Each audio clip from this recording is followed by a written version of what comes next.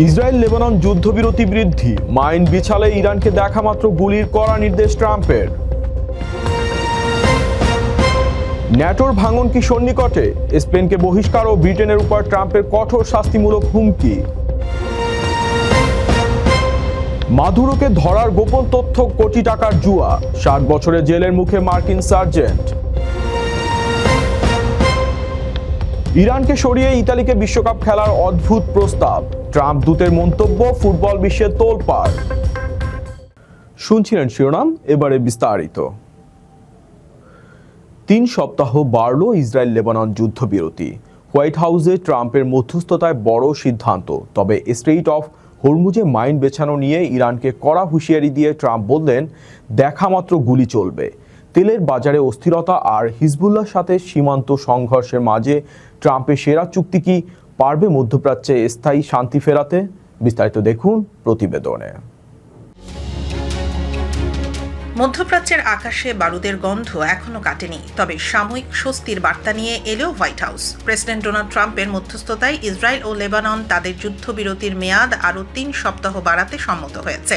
তবে ইরানের সাথে চলমান স্নায়ুযুদ্ধ আর স্ট্রেইট অফ হরমুজের নিয়ন্ত্রণ নিয়ে উত্তেজনা এখনও বিশ্ব অর্থনীতিকে অস্থির করে রেখেছে। গত 8 সপ্তাহ ধরে চলা এই আঞ্চলিক সংঘাত নিরসনে ট্রাম্প প্রশাসন এখন চিরস্থায়ী সমাধানের পথে হাঁটছে। হোয়াইট হাউসে ইসরায়েলি ও লেবাননের কর্মকর্তাদের সাথে বৈঠকের পর ট্রাম্প জানান, তিনি কোনো তাড়াহুড়া করতে চান না, বরং একটি সেরা চুক্তির অপেক্ষায় আছেন। ইরানের নেতৃত্বের অস্থিরতাকে ইঙ্গিত করে তিনি দাবি করেন, তেহরান এখন খাদের কিনারায় দাঁড়িয়ে আছে।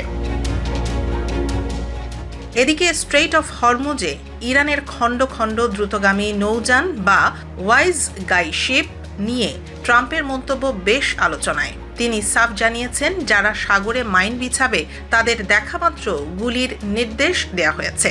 যদিও ইরান দাবি করেছে তাদের নেতৃত্ব ঐক্যবদ্ধ, কিন্তু সাগরে 2টি বিশাল কার্গো জাহাজ আটকের ঘটনা বিশ্ব তেলের বাজারে নতুন করে উদ্বেগ ছড়িয়েছে। শুক্রবার ব্রেন্ট ক্রুড অয়েলের দাম আবারও 1% বেড়েছে। যুদ্ধবিরতি বাড়লেও দক্ষিণ লেবাননে উত্তেজনা কমেনি। হিজবুল্লাহর অবকাঠামো লক্ষ্য করে ইসরায়েলি হামলা অব্যাহত রয়েছে। 1 সপ্তাহের সংঘর্ষে আল আখবার সংবাদপত্রের সাংবাদিক আমাল খলিল সহ বেশ কয়েকজন নিহত হয়েছেন। মজার বিষয় হলো, ওয়াশিংটনের এই শান্তি আলোচনায় হিজবুল্লাহর কোনো প্রতিনিধি উপস্থিত ছিল না। ট্রাম্প প্রশাসন পারমাণবিক অস্ত্র ব্যবহারের সম্ভাবনা নাকচ করে দিলেও ইসরায়েলের প্রতিরক্ষা মন্ত্রী ইসরায়েল কাটজ হুঁশিয়ারি দিয়েছেন, সবুজ সংকেত পেলেই তারা সরাসরি আয়াতুল্লাহ খামেনিকে লক্ষ্য করে হামলা চালাবে এবং ইরানকে অন্ধকার যুগে পাঠিয়ে দেবে। মধ্যপ্রাচ্যের এই দাবার চালে পরবর্তী 3 সপ্তাহ অত্যন্ত গুরুত্বপূর্ণ হতে চলেছে। ন্যাটো কি ভেঙে যাচ্ছে? ইরান যুদ্ধে সাহায্য না করায় স্পেনকে বহিষ্কার ও ফকল্যান্ড ইস্যুতে ব্রিটেনের উপর থেকে সমর্থন সরিয়ে নেওয়ার হুমকি দিচ্ছে আমেরিকা। ফাঁস হওয়া পেন্টাগন ইমেইলে মিত্রদের শাস্তি দেওয়ার কঠোর পরিকল্পনার কথা উঠে এসেছে। ট্রাম্পের এই হুঁশিয়ারি কি বিশ্ব রাজনীতির সমীকরণ বদলে দেবে? ন্যাটোর ভবিষ্যৎ ও পেন্টাগনের গোপন পরিকল্পনার বিস্তারিত দেখুন আমাদের প্রতিবেদনে। ইরান যুদ্ধে আমেরিকাকে পূর্ণ সমর্থন না দেয়ায় ন্যাটো মিত্রদের ওপর ক্ষুব্ধ ট্রাম্প প্রশাসন। সম্প্রতি পেন্টাগনের এক অভ্যন্তরীণ ইমেইল ফাঁসের ঘটনায় জানা গেছে, স্পেনকে ন্যাটো জোট থেকে সাময়িক বহিষ্কার এবং ফকল্যান্ড দ্বীপপুঞ্জ নিয়ে ব্রিটেনের ওপর কূটনৈতিক চাপ তৈরির মতো কঠোর পদক্ষেপের কথা ভাবছে ওয়াশিংটন। ন্যাটোর ইতিহাসে এমন উত্তেজনা আগে কখনো দেখা যায়নি। রয়টার্সের প্রতিবেদন অনুযায়ী ইরান যুদ্ধে মার্কিন বাহিনীকে আকাশসীমা ও ঘাঁটি ব্যবহারের অনুমতি না দেয়ায় বেশ কিছু ইউরোপীয় দেশের ওপর চটেছে পেন্টাগন। বিশেষ করে স্পেনের সমাজতান্ত্রিক সরকার তাদের ঘাঁটি ব্যবহারের অনুমতি দিতে অস্বীকৃতি জানানোয় দেশটিকে জোট থেকে বরখাস্ত করার প্রস্তাব দেওয়া হয়েছে। এছাড়া ব্রিটিশ প্রধানমন্ত্রী কিয়ার স্টারমারকে কাপুরুষ আখ্যা দিয়ে তার দাবিকৃত ফকল্যান্ড দ্বীপপুঞ্জের প্রতি মার্কিন সমর্থন প্রত্যাহারের পরিকল্পনাও রয়েছে এই তালিকায়। প্রেসিডেন্ট ট্রাম্প বারবার অভিযোগ করেছেন যে আমেরিকা ন্যাটোর জন্য সবকিছু করলেও মিত্ররা সংকটের সময় পাশে দাঁড়াচ্ছে না।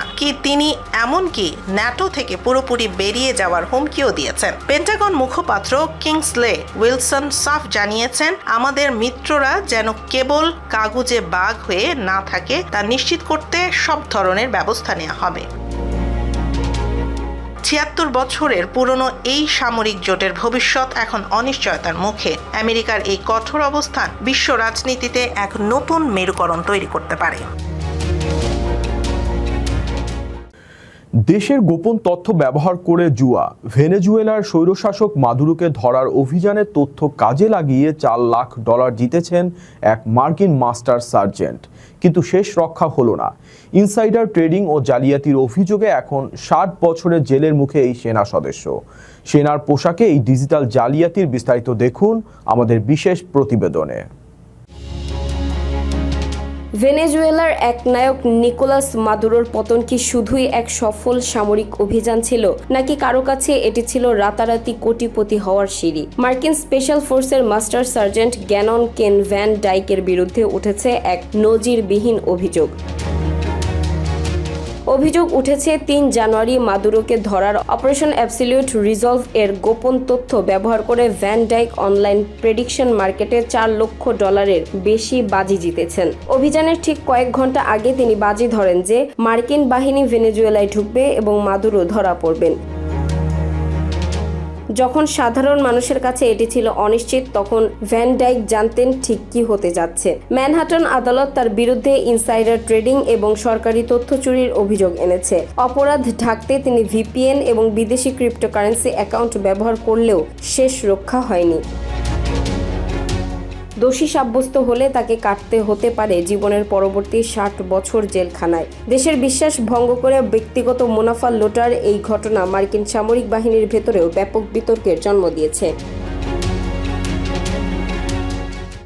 10 মাস বন্দী থাকার পর অবশেষে মুক্তির স্বাদ পেলেন হিয়াম আল গামাল ও তার 5 সন্তান। ট্রাম্প প্রশাসনের অধীনে এটি ছিল কোনো পরিবারের দীর্ঘতম বন্দী দশা। টেক্সাসের ফেডারেল বিচারক ফ্রেড বিয়েরির আদেশে বৃহস্পতিবার তাদের মুক্তি দেওয়া হয়। গত বছর কলোরাডোতে একটি বোমা হামলার ঘটনায় হিয়ামের প্রাক্তন স্বামী অভিযুক্ত হলে পুরো পরিবারকে হেফাজতে নেয় আইস। যদিও হামলার সাথে পরিবারের কোনো সম্পৃক্ততা মেলেনি এবং হিয়াম আগেই তাকে ডিভোর্স দিয়েছিলেন। আইনজীবীদের দাবি, দীর্ঘ বন্দী জীবনে পরিবারটির স্বাস্থ্যর চরম অবনতি ঘটেছে। 5 থেকে 18 বছর বয়সী 5টি সন্তানই তীব্র বিষণ্ণতায় ভুগছে এবং হিয়ামের হৃদযন্ত্রে গুরুতর সমস্যা দেখা দিয়েছে। হোমল্যান্ড সিকিউরিটি বিভাগ এই মুক্তির কড়া সমালোচনা করে বিচারককে অ্যাক্টিভিস্ট জাজ বলে অভিহিত করেছে। বর্তমানে হিয়াম ও তার বড় মেয়েকে অ্যাঙ্কল মনিটর পরার শর্তে মুক্তি দেওয়া হয়েছে। ট্রাম্পের অভিবাসন কড়াকড়ি মাঝে এই ঘটনাটি মানবাধিকার লঙ্ঘনের এক নতুন বিতর্ক উস্কে দিল। মুহূর্তেই লন্ডভন্ড ওকলাহোমা শক্তিশালী টর্নেডোর তাণ্ডবে বিধ্বস্ত এনিট শহর এবং ভ্যান্স বিমান ঘাঁটি। উড়ে গেছে ছাদ, ঘর বাড়িতে আটকা পড়েছে বহু মানুষ। প্রকৃতির এই ধ্বংসলীলা আর উদ্ধার অভিযানের সর্বশেষ পরিস্থিতি নিয়ে বিস্তারিত দেখুন প্রতিবেদনে। যুক্তরাষ্ট্রের ওকলাহোমা অঙ্গরাজ্যে আঘাত হেনেছে এক শক্তিশালী টর্নেডো। বৃহস্পতিবার বিকালে ওকলাহোমা সিটির উত্তরে এনিল শহরে এই প্রাকৃতিক দুর্যোগের তাণ্ডবে লণ্ডভণ্ড হয়ে গেছে বহু ঘরবাড়ি। এমনকি টর্নেডোর কবলে পড়েছে স্থানীয় মার্কিন বিমান ঘাঁটি ভ্যান্স এয়ারফোর্স বে। এই ঘটনায় ব্যাপক ক্ষয়ক্ষতির খবর পাওয়া গেলেও এখন পর্যন্ত কোনো প্রাণহানির তথ্য মেলেনি। প্রায় 50,000 মানুষের শহর এনিলের ওপর দিয়ে বয়ে যাওয়া এই টর্নেডোর তীব্রতা ছিল ভয়াবহ। বাতাসের প্রবল তোড়ে দালানের ছাদ উড়ে গেছে এবং উপড়ে পড়েছে অসংখ্য বিদ্যুতের খুঁটি। সোশ্যাল মিডিয়ায় ছড়িয়ে পড়া ভিডিওতে দেখা যায় ঘূর্ণি বাতাসের একটি বিশাল স্তম্ভ মুহূর্তের মধ্যে সাজানো ঘরবাড়ি গুড়িয়ে দিচ্ছে। দুর্যোগের পরপরই উদ্ধার কাজ শুরু করেছে জরুরি সেবা বিভাগ। ভ্যান্স এয়ারফোর্স বে কর্তৃপক্ষ জানিয়েছে তাদের ঘাঁটিতে ক্ষয়ক্ষতি হয়েছে এবং বর্তমানে সব সেনা সদস্যের নিরাপত্তা নিশ্চিত করার কাজ চলছে। ওকলাহোমার গভর্নর কেভিন স্টেট ক্ষতিগ্রস্তদের জন্য দোয়া চেয়েছেন এবং উদ্ধারকর্মীরা বাড়ি বাড়ি গিয়ে বাসিন্দাদের খোঁজ নিচ্ছেন। প্রকৃতির এই ধ্বংসাত্মক রূপ আবারও মনে করিয়ে দিল জলবায়ু পরিবর্তনের ভয়াবহতা। তবে বড় ধরনের কোনো হতাহত না হওয়ায় কিছুটা স্বস্তিতে রয়েছে স্থানীয় প্রশাসন। অ্যামাজন তাদের স্মার্ট হোম ইউনিট রিং ও ব্লিঙ্কের প্রচলিত সব পদবি বিলুপ্ত করেছে। এখন থেকে কর্মীরা পরিচিত হবেন বিল্ডার আর বস্টা বিল্ডার লিড হিসেবে। আমলাতান্ত্রিকতা কমিয়ে কাজের গতি বাড়াতে সিইও অ্যান্ডি জ্যাসির এই সাহসী পদক্ষেপ কি সফল হবে, নাকি পদোন্নতি ও বেতন বৃদ্ধির আশঙ্কায় কর্মীদের অসন্তোষ বাড়বে? বিস্তারিত এই প্রতিবেদনে। কর্পোরেট দুনিয়ায় পদবি বা টাইটেল মানেই আভিজাত্য আর ক্ষমতার লড়াই, কিন্তু এই প্রথা ভাঙতে চলেছে টেক জায়ান্ট অ্যামাজন। প্রতিষ্ঠানটি তাদের smart home security unit ring এবং ব্লিঙ্ক এর সাদা কলার কর্মীদের প্রচলিত সব পদবি কেড়ে নিচ্ছে। এখন থেকে ম্যানেজার বা ডিরেক্টর নয়, তাদের পরিচয় হবে শুধুই বিল্ডার। অ্যামাজনের চিফ প্রোডাক্ট অফিসার জেসন মিতুরার এক অভ্যন্তরীণ মেমো অনুযায়ী আগামী মাস থেকেই এই পরিবর্তন কার্যকর হচ্ছে, যেখানে প্রোডাক্ট ডিজাইনার বা ইঞ্জিনিয়ারদের বলা হবে বিল্ডার আর তাদের বসদের বলা হবে বিল্ডার লিড। সিলিকন ভ্যালিতে ইদানিং বিল্ডার শব্দটি বেশ জনপ্রিয় হয়ে উঠেছে, বিশেষ করে যারা এআই ব্যবহার করে একা হাতে বড় বড় সমস্যার সমাধান করতে পারেন। অ্যামাজন সিইও অ্যান্ডি জ্যাসি দীর্ঘদিন ধরেই কর্পোরেট আমলাতান্ত্রিকতা কমানোর চেষ্টা করছেন। এই নতুন ব্যবস্থার উদ্দেশ্য হলো পদের গরিমা ভুলে সবাই যেন কেবল কাস্টমার ভ্যালু বা গ্রাহক সেবার দিকে মন দেন। তবে এই সিদ্ধান্তে কর্মীদের মধ্যে দেখা দিয়েছে মিশ্র প্রতিক্রিয়া। অনেকেই ভয় পাচ্ছেন যে সিনিয়র বা লিড পদবি না থাকলে পদোন্নতি বা বেতন বৃদ্ধির পথ আরও কঠিন হয়ে পড়বে। অ্যামাজনই প্রথম নয়, ফেসবুকের প্যারেন্ট কোম্পানি মেটাও কিছু কর্মীকে এআই বিল্ডার নামে ডাকতে শুরু করেছে। যদিও অ্যামাজন আশ্বস্ত করেছে যে কর্মীদের বেতন বা সুযোগ সুবিধায় কোনো পরিবর্তন আসবে না, তবুও অনেক কর্মী এই পরীক্ষা সারা কোম্পানিতে ছড়িয়ে পড়ার আশঙ্কায় রয়েছেন। অ্যামাজনের এই বিল্ডার কালচার কি সত্যিই কাজের গতি বাড়াবে, নাকি এটি কেবলই নাম বদলের এক চমক, তা সময়ই বলে দেবে। স্কুল ছুটির পর বাড়ি ফেরার পথে ফোন নম্বর না দেওয়ায় কিশোরীকে সজোরে ফুটপাতে আছাড় ও মাথায় লাথি। নিউ ইয়র্কের ইস্ট হার্লেমে এক 14 বছর বয়সী কিশোরের এই বর্বরোচিত হামলার ভিডিও এখন সামাজিক যোগাযোগ মাধ্যমে ভাইরাল। এই নির্মমতা এবং কিশোর অপরাধের ক্রমবর্ধমান উদ্বেগ নিয়ে বিস্তারিত দেখুন প্রতিবেদনে।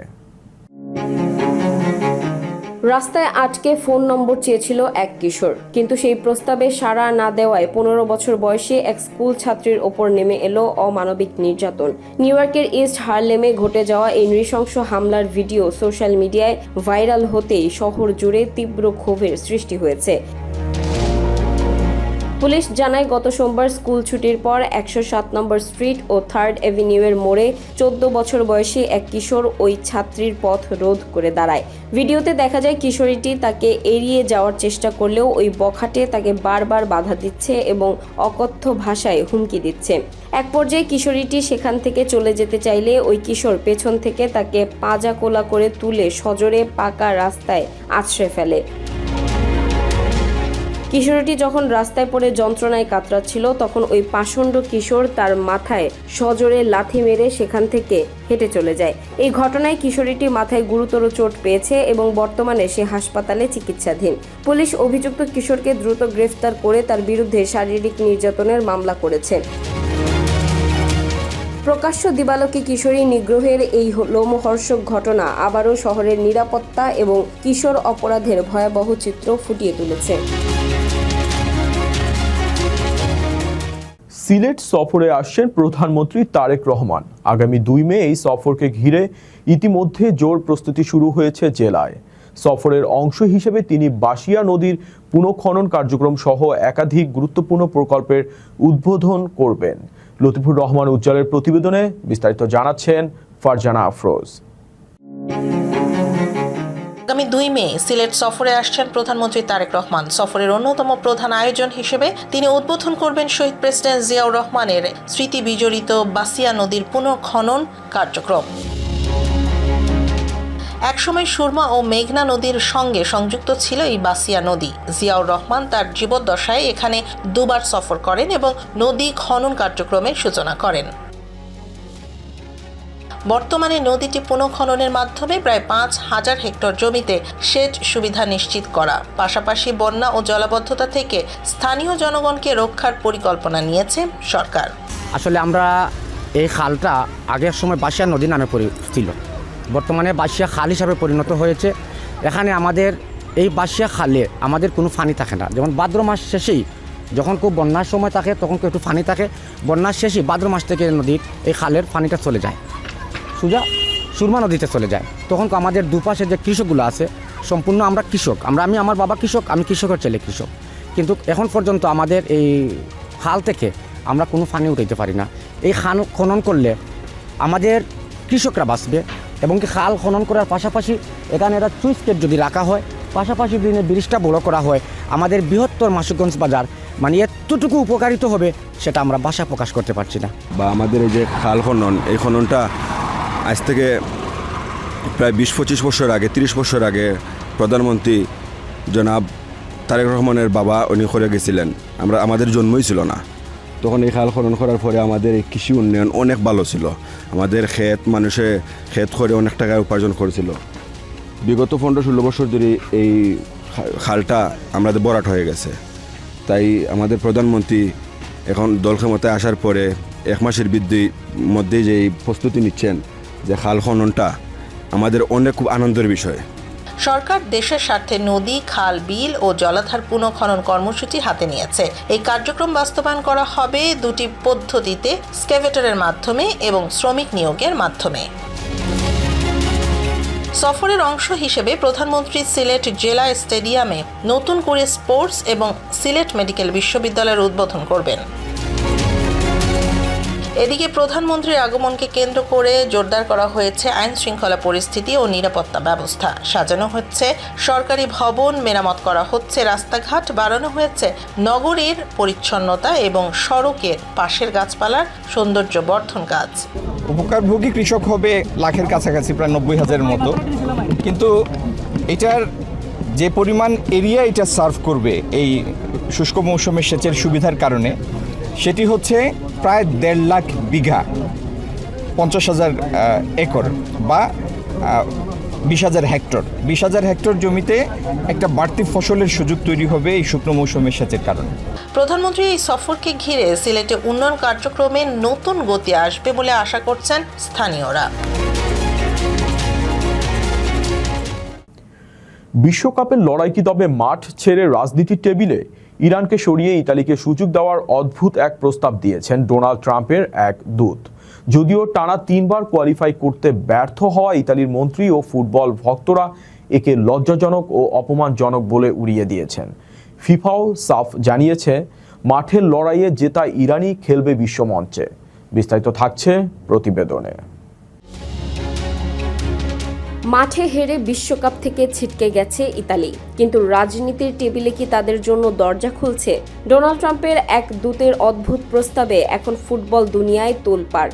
প্রস্তাবটি হলো ইরানকে বাদ দিয়ে তাদের জায়গায় ইতালিকে বিশ্বকাপে খেলার সুযোগ দেওয়া হোক। ইতালীয় আমেরিকান দূত পাওলো জাম্পোল্লি মনে করেন 4 বারের বিশ্ব চ্যাম্পিয়ন ইতালির বিশ্বকাপে থাকাটা তাদের অধিকার, বিশেষ করে যখন ইরান যুদ্ধের কারণে উত্তপ্ত। অনেকে মনে করছেন ট্রাম্প এবং ইতালির প্রধানমন্ত্রী জর্জিয়া মেলোনির মধ্যে চলা কূটনৈতিক বরফ গলাতেই এই ফুটবল টোপ দেওয়া হয়েছে। তবে এই প্রস্তাবে খোদ ইতালীয়রাই চটেছেন। দেশটির অলিম্পিক কমিটির সভাপতি থেকে শুরু করে ক্রীড়ামন্ত্রী, সবার একই কথা, এটি অপমানজনক। তাদের মতে বিশ্বকাপে যাওয়ার যোগ্যতা অর্জন করতে হয় মাঠে খেলে, কারোর রাজনৈতিক আনুকূল্যে নয়।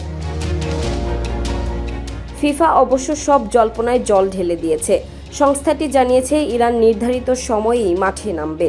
যদিও ইরান তাদের ম্যাচগুলো আমেরিকা থেকে মেক্সিকোতে সরিয়ে নেওয়ার অনুরোধ করেছিল, যা ফিফা নাকচ করে দিয়েছে।